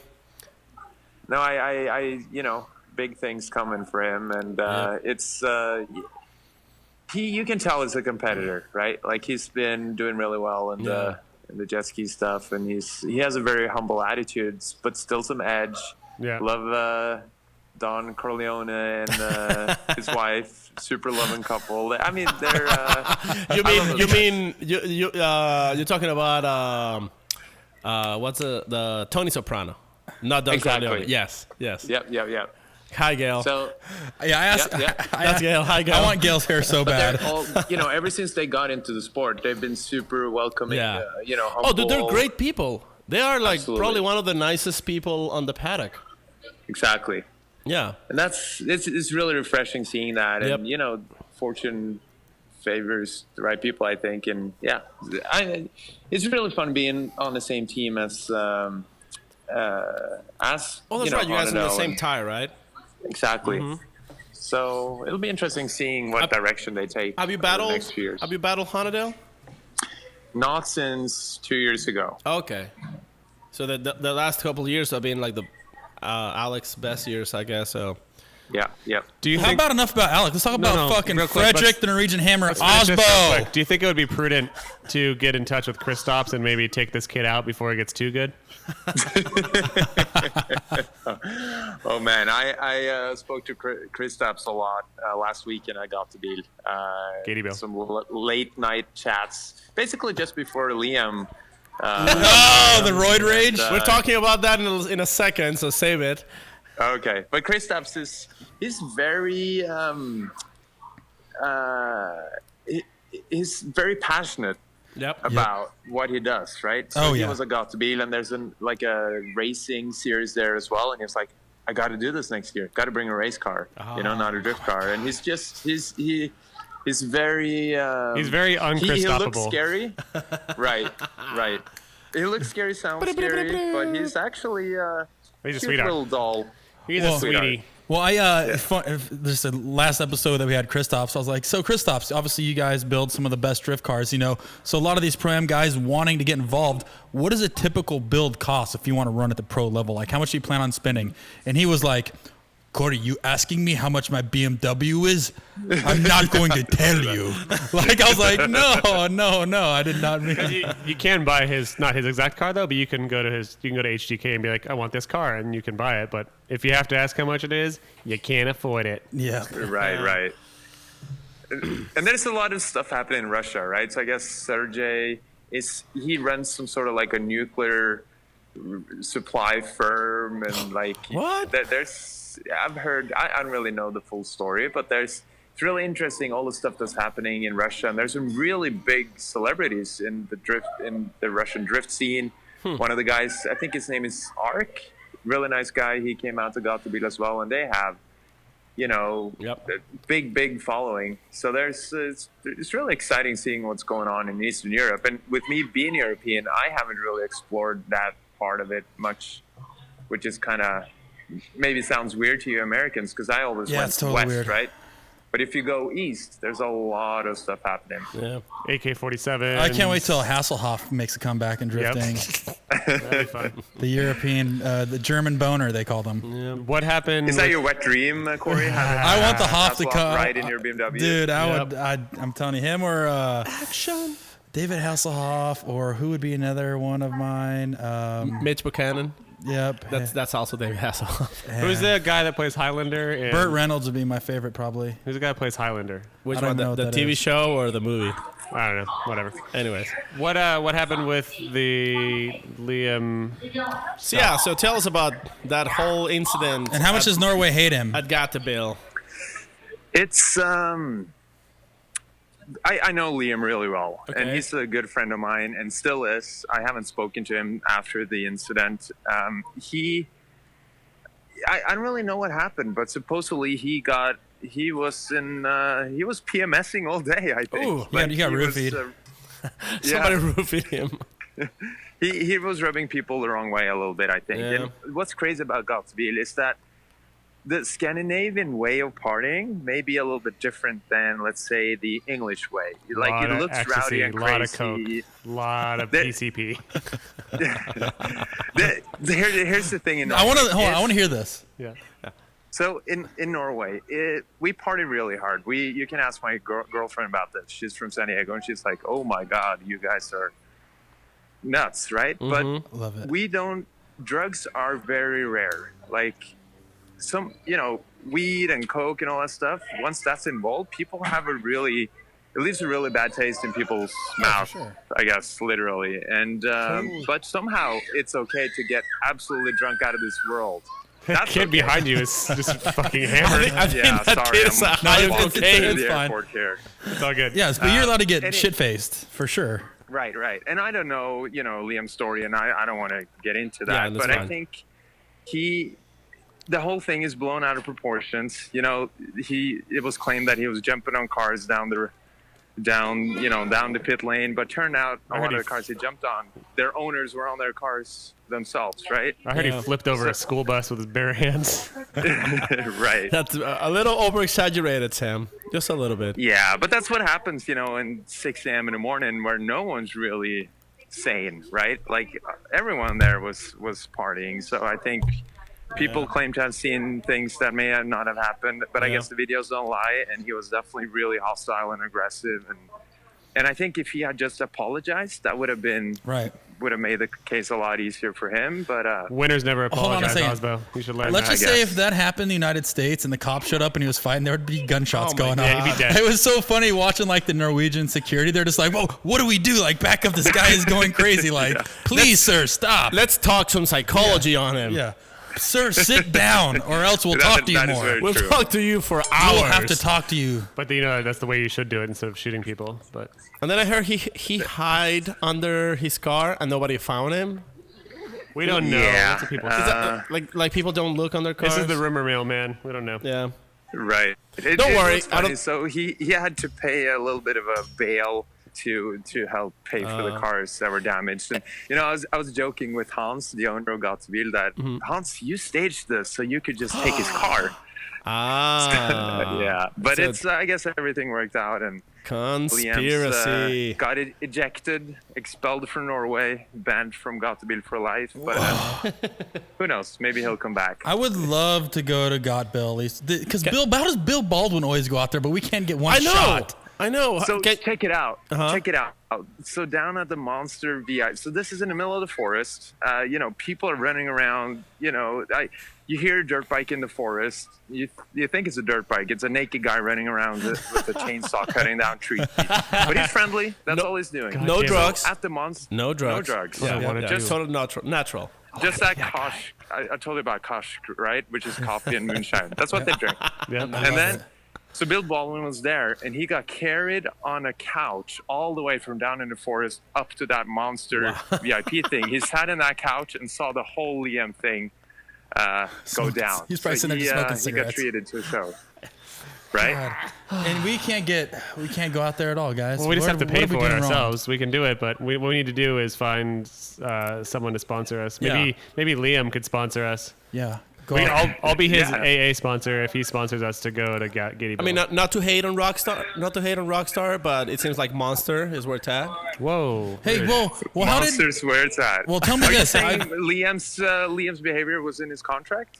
Maybe it was. Probably. Well, here's the other thing too. So Got I some heard. publicity. Hey, so didn't Vaughn have a bad run into and got Bill? Did he put a bad taste in people's mouth? I heard that a rumor. So that was another. I think so. When Vaughn came the first time, that was after a little incident in Atlanta, and that's where some of the Norwegians took it the wrong way. when he ran you hating over? on Vaughn, hating on Vaughn and all that, and they were like, I guess I'm not sure if that was part of what happened. Vaughn can probably say this better, but I think there was some fists being thrown. Yeah. I didn't know about that. Yeah, I heard that on the rumor mill. I just talked to some people at Got Bill, and they're like, "Oh yeah, people hate Vaughn out in Norway." What? No. But it was after They don't the hate a them. sweetheart. they don't hate him, but it was then- after the fact that they ran over the superstar of Norway. But then he went back next and year. they're like, you know what? Fuck this. We're gonna stand up for Aasbo. Let him come here. Aasbo didn't want to be stood up for, though.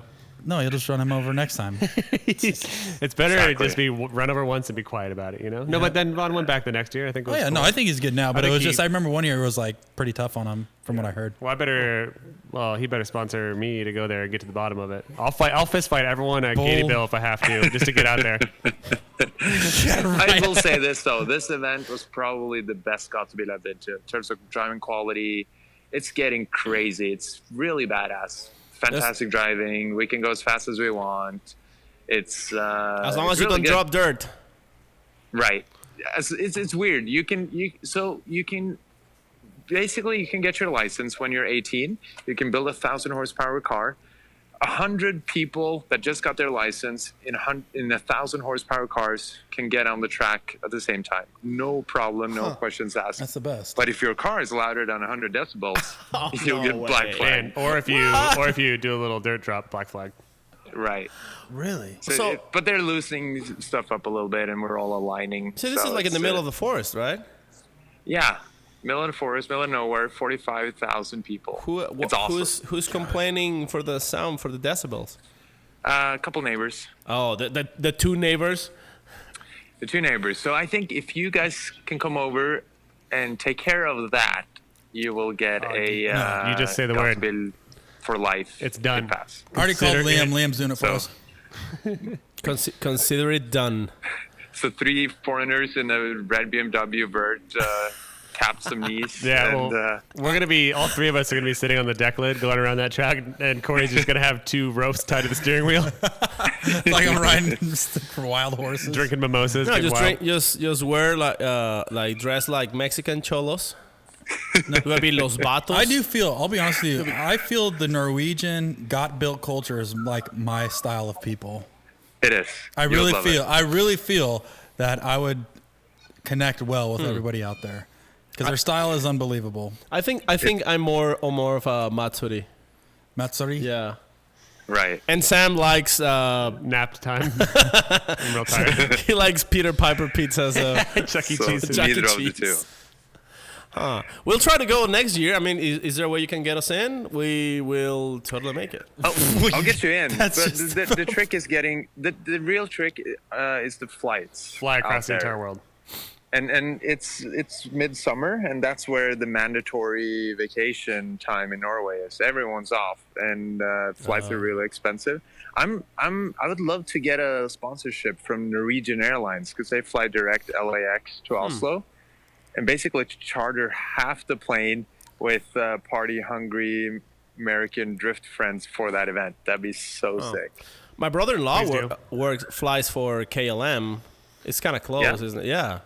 Cool. He's gonna Yeah, hook us all up I mean- with free tickets. Thanks, Paco. Yeah. We can do something like that. It'd be fantastic if you guys can make it. It's Dude. yeah, Fredric, I make think it happen. those kids behind you need to be beat up a little bit more, so we're gonna let you go in a little bit here. Before that, real I'm quick, immune. I can't even tell there's kids anymore. I think they're Yeah, it gone. looks like actually. they I finally- think you put them all to rest if you know what I Yeah. mean. Snap their necks. before you go, little documentary just dropped out. Just dropped out. Just Dropped out. Little documentary Right. just came out about what's the name? Stay hungry. What? Yes. Stay hungry, Is get that what fit we with Aasbo. Tell us a little Yes. bit about it. So my friend in Norway, Daniel Hovdal, he's Hi, a Daniel. young aspiring filmmaker. He wanted to create a documentary on, how do you stay hungry after achieving your lifelong dream? So he put that together. He came to California, spent some time with my girlfriend and myself, and got some insight that maybe not a lot of people get, right? Yep. And maybe showing a little bit more of who I actually am, and it was really cool. I actually learned a lot about myself from that. There was documentary. something you said. Let me see if you would guess, like your catchphrase of the entire documentary. Which one do you think would be like the most quoted thing you said in that documentary? I want to say it doesn't matter where you are. What matters is where you're headed, and that's kind of, I try and live by that. Like you can't live off of your past achievements or anything. I try to always learn, right? And I think I'm not always very good at following that quote, but I try to, and I think if we all did that, the world would be a better place. Well, I don't know. It's just. That's beautiful and Yeah. very poetic, but I think my most favorite part is when you said, "I'm not here to make love." What? Right. And what you said after that? What? Kids can watch this? Yeah, I guess I said something along the lines of that, or I'm not here to hold. Oh, you don't remember? I'm here too. I'm not here to love. I'm not gonna say it just so people get more interested in watching the I'm not documentary. here to love. I'm here to. No, I'm not. You said I'm not here to make love. I'm And here. I'll let you guys. Here's the homework. Go watch Stay Hungry with Fredric Aasbo. I'm here to make. I'm not here to make too. love. I'm here to make 11 spiced Kentucky Fried Chicken. Yeah. I wish it was a cooking show with Aasbo.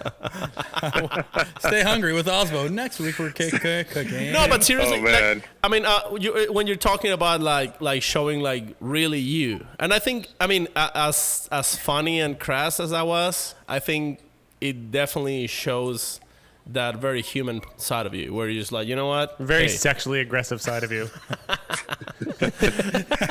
If Only you knew. Whoa! All right. Well, do you know what's funny is it's not funny, but realistically, Aasbo, everybody's, even like listen to commentary and FD, everybody's saying you are the ambassador of drifting. You're the guy now that is the ambassador around the world, and you've kind of taken on this title by everything that you've done over the past few years. But you're definitely one of the favorites, man. We obviously support you and your efforts, dude.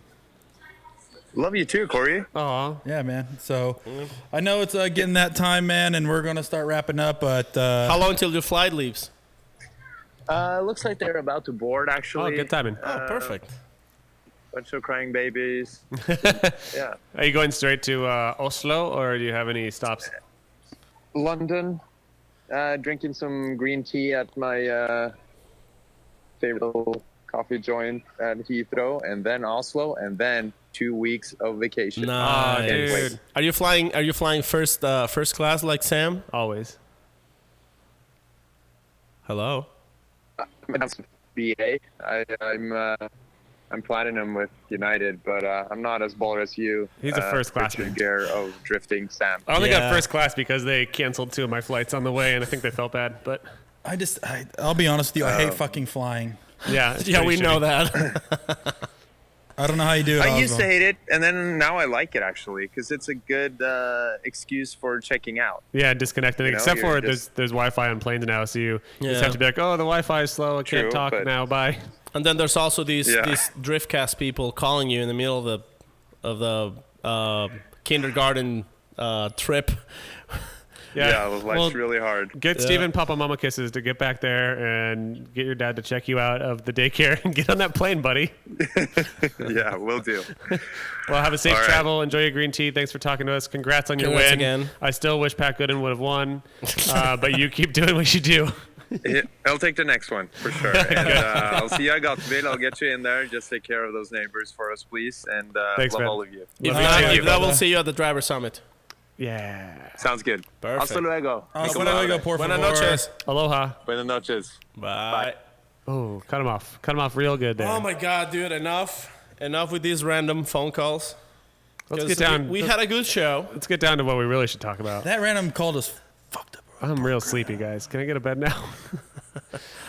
I mean, we had a good show. It was gonna be a very nice and short 35-minute Real show. tight, real taut. And then this guy, just because he won, he thinks he can just like call us and. Well, he's probably gonna call Sam to talk about video games, but Oh, that's we just had why. to cock block it with the show. Have you asked him how many Pokemon he catch so far? No. What's his level? What's your level, Corey? I'm 17. Jesus, you've been playing a lot. Okay, so here's Paco laughing at him. Paco, what's your level? Like 5. No, that's not true. You're higher I'm than that. kidding, no. No, he's 5 because he's 5 or Team 6. Valor. What are Yeah, you no, actually, I just made it to 6 or I'm something. literally 3 because I've caught like I'm 3 very Pokemon. casual. Because I just did it for the show because I am a cool guy and I play cooler games than that, guys. Whatever. Have you ever heard of Hello Kitty Island You're Adventure? stoopy. Have you heard of Desert Bus? Do you know about that game? I know about Desert Bus. I have no idea. If you fuck up, you go backwards all the way back to Vegas. Penn and Teller made a game called Desert Bus. And what it is, I think you're driving from Tucson, Arizona. This is for like Sega 3DO or Sega Saturn or something like that. yeah. But you're driving a bus from Tucson, Arizona to Las Vegas In And- real time. in real time. And it's just like an actual 8-hour drive that's a straight road.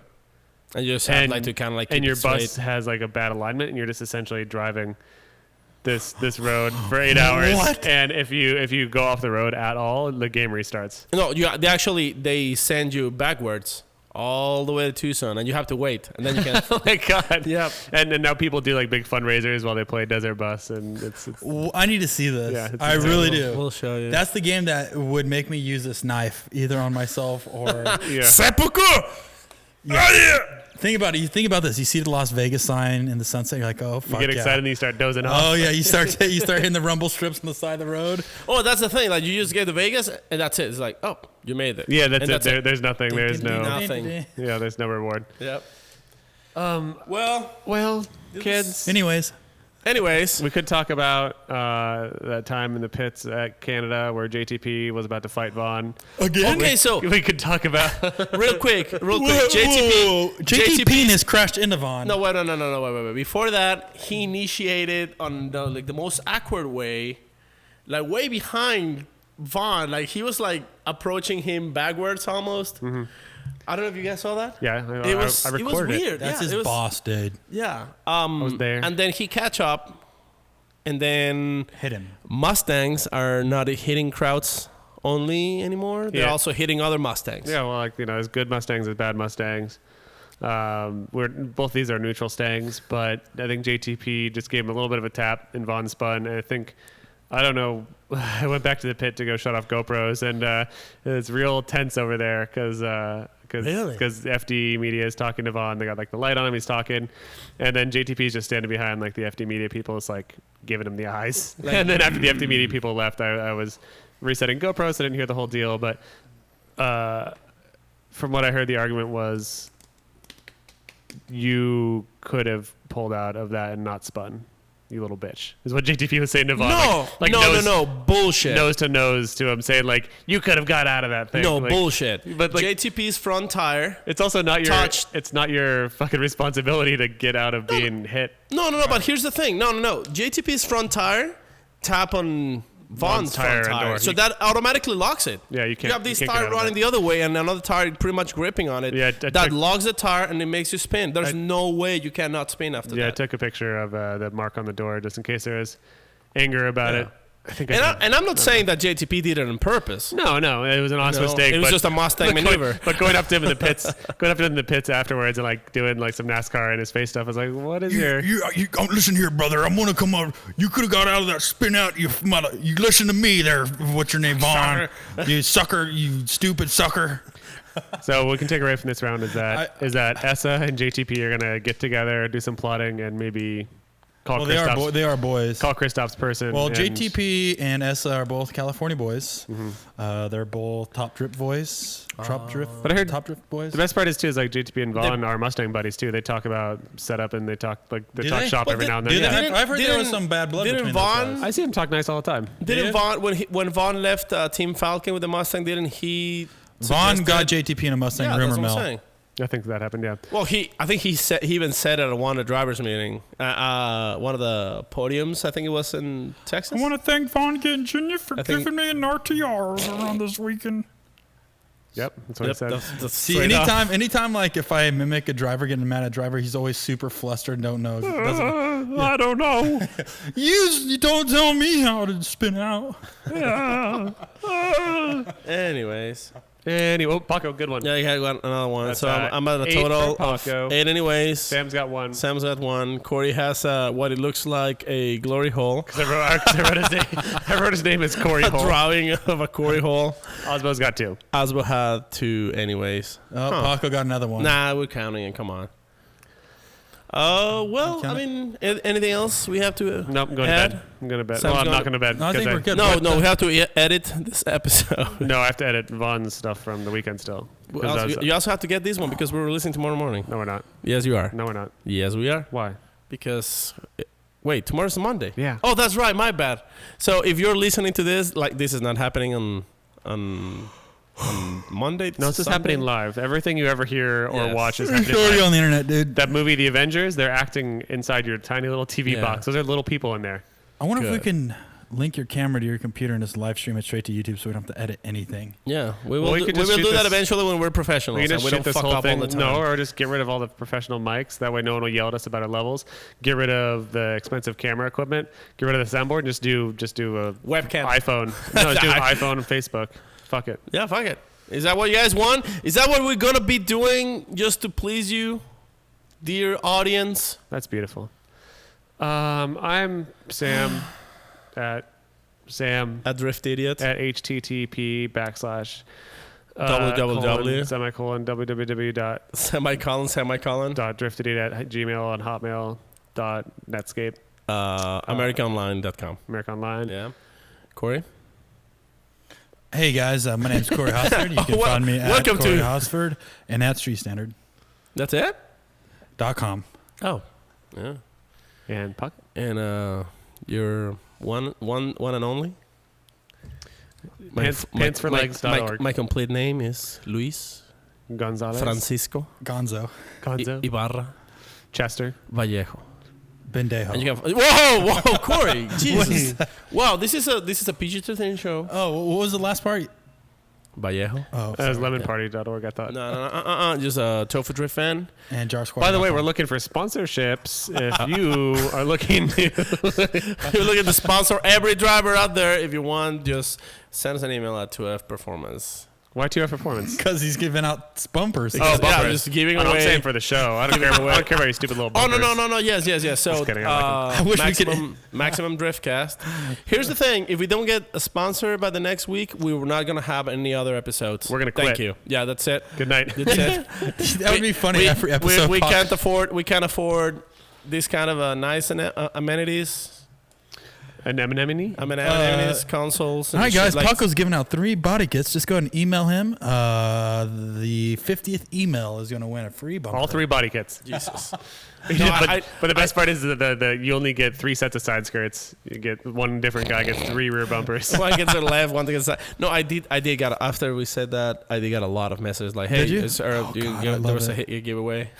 I love it. But seriously, Hi. he is giving away body kits. No, Just You ask- can email him. Just email him. Just say go to in the 2F, title line. 2F's website. Title line say free body kits for kids. Body kits matters. What? Hashtag body kits matters. Body kits? Matters. Body kits matters. Body kits matters. All right, let's shut it down. All right, guys. See ya. Good night, guys.